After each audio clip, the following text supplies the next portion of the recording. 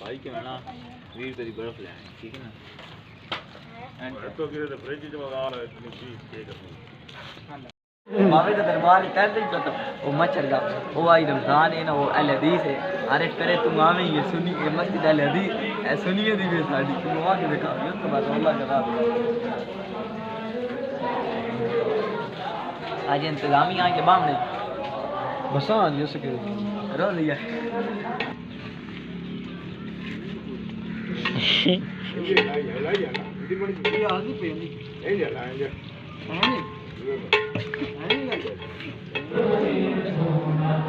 ये जनाब आज हमारी मस्जिद में अफ्तारी का प्रोग्राम है माशाल्लाह अल्लाह ताला। शकील भाई ठीक हो खैरियत है सुनाओ ये से ठीक है अल्हम्दुलिल्लाह ठीक ठाक।